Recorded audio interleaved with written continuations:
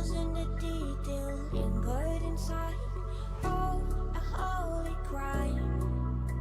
But how can I hide you without an alibi? It's a Hi friends, welcome back to my channel Jhansi's Good Life. నేను మీ ఝాన్సీని ఈరోజు ఒక different వీడియోతో మీ ముందుకు వచ్చేసాను. ఏంటో అనుకుంటున్నారా? మీరు టైటిల్ చూసి అర్థమై ఉంటుంది. వినాయక చవితి దగ్గరికి వచ్చేసింది కదా. వినాయకుడి ప్రతిరూపాన్ని మనం ఏ విధంగా రెడీ చేసుకోవచ్చా అన్నది మీ అందరికీ చూపించబోతున్నాను. మన ఇంట్లో పిల్లలందరూ చాలామంది ఫ్రీగా ఉన్నారు కదా. ఇప్పుడు స్కూల్స్ అవి లేకుండా, ప్రాజెక్ట్ వర్క్ లేకుండా, ఈసారి పిల్లలందరికీ మనం ఒక ప్రాజెక్ట్ వర్క్ అనేది ఇద్దాం. నేను గోధుమ పిండి, బియ్య పిండితో కలిపిన ఒక ముద్దతోని మన వినాయకుడి విగ్రహాన్ని ఎలా తయారు చేసుకోవాలో అనేది నేను ఈరోజు వీడియోని మీకు చూపిస్తున్నాను. ఆ ముద్ద మీరు కూడా రెడీ చేసి మీ పిల్లలకి ఇవ్వండి. ఈ వీడియో చూసి ఏ విధంగా మనం వినాయకుడి ప్రతిమని రెడీ చేసుకోవచ్చు అన్నది నేను ఎక్స్ప్లెయిన్ చేస్తాను. దాన్ని చూసి మీ పిల్లలు కూడా రెడీ చేసి ఈసారి వినాయక చవితికి మీ పిల్లల చేతుల మీదుగా వినాయకుడిని రెడీ చేసి పూజలు అనేవి చేద్దాం. పూజ రోజు మనం వినాయకుడికి పసుపుతో తయారు చేసిన విగ్రహాన్ని ప్రతిష్ఠ చేద్దాం. ఓకేనా ఫ్రెండ్స్? మనం వీడియోలోకి వెళ్ళే ముందు మీరు కనుక నా ఛానల్ని కొత్తగా ఎవరైనా చూస్తున్నారా అయితే కిందన రెడ్ కలర్లో సబ్స్క్రైబ్ బటన్ ఉంటుంది. దాన్ని ప్రెస్ చేసి పక్కన బెల్ యాక్టివేట్ చేయడం వల్ల నేను చేసే నెక్స్ట్ వీడియోస్ అన్ని మీకు నోటిఫికేషన్స్ వస్తాయి. మనం వీడియోలోకి వెళ్ళిపోదాం. Welcome back. ఫస్ట్ మనం ఒక ప్లేట్ తీసుకొని దీనిలోని 1 కప్పు గోధుమ పిండి నేను తీసుకున్నాను, ఇంకా 1 కప్పు బియ్య పిండి కూడా తీసుకున్నాను. ఈ రెండు కలుపుకొని మనం ఇప్పుడు ఒక ముద్దలాగా చపాతీకి మనం ఎలా తయారు చేసుకుంటామో అలా కొంచెం వాటర్ మిక్స్ చేసుకుంటూ ఒక ముద్ద చేసుకోవాలన్నమాట. అది కొంచెం సాఫ్ట్గా ఉండేలాగా మనం చేసుకోవాలి. ఇలా గోధుమ పిండి, బియ్య పిండి చక్కగా మిక్స్ చేసుకొని దీనిలోని కొంచెం మనం ఆయిల్ కానీ కొంచెం నెయ్యి కానీ వేసుకోవాలి. నేనైతే ఇక్కడ కరిగించిన నెయ్యి 1 స్పూన్ వేసుకున్నాను. దీనివల్ల కొంచెం పిండి అనేది సాఫ్ట్గా వస్తుంది ఈ ముద్ద. ఇలా కొంచెం వాటర్ మిక్స్ చేసుకొని సేమ్ చపాతీకి ఎలా కలుపుకుంటాం అలాగనే సాఫ్ట్గా కలుపుకోవాలి. చూపించిన విధంగా మీరు కలుపుకోండి. చూసారు కదా, ఇలా ఒక ముద్ద వచ్చేస్తుంది. చాలా సాఫ్ట్గా చేసుకోండి. ఇప్పుడు దీంతో ఎలా తయారు చేయాలో చూద్దాం. నెక్స్ట్ మనం ఇక్కడ బేస్ కోసం ఒక ఉండ తీసుకున్నాను.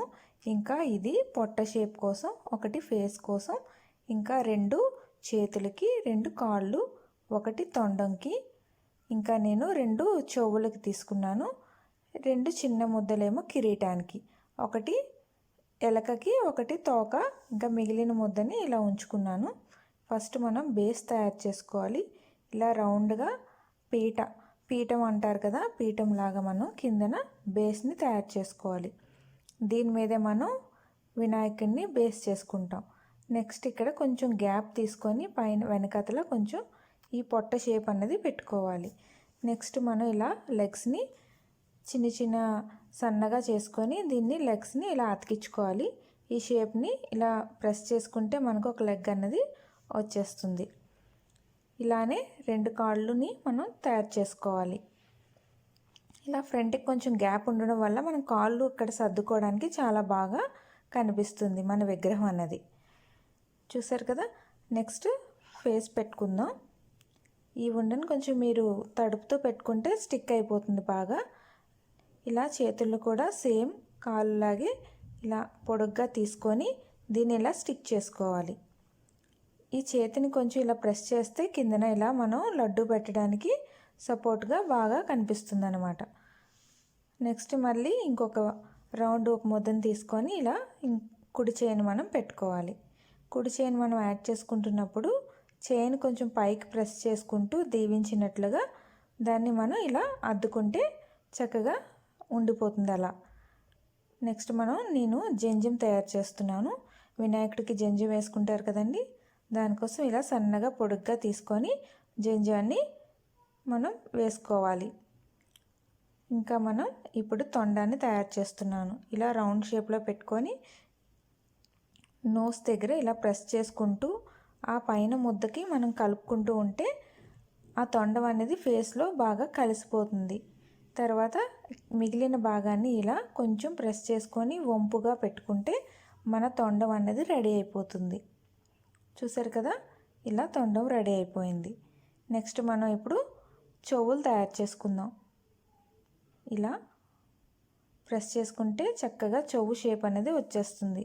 ఇలా రెండు వైపులా మనం చెవులు తయారు చేసుకుందాం. చూసారు కదా, చాలా ఈజీగా మనం వినాయకుడిని ఇంట్లోనే తయారు చేసుకోవచ్చు. ఇదే విధంగా మనం పసుపుతో కూడా తయారు చేసుకోవచ్చు. ముందు ప్రాక్టీస్ కోసం ఇలా మనం వినాయకుడిని రెడీ చేసుకొని నెక్స్ట్ మనం పసుపుతో తయారు చేసుకుందాం పూజ రోజు. చూసారు కదా, పైన మనం కిరీటాన్ని రెడీ చేస్తున్నాం.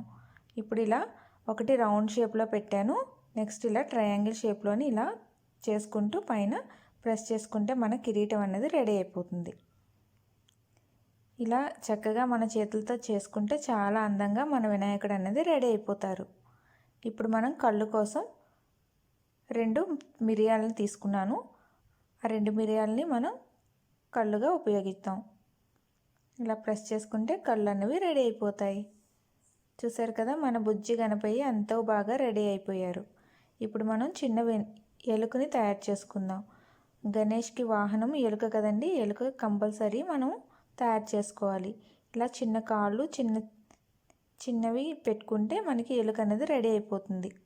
దీనికి కూడా ఒక తోక కూడా చక్కగా రెడీ చేసుకుంటే ఎలుక షేప్ అనేది మనకి బాగా కనిపిస్తుంది.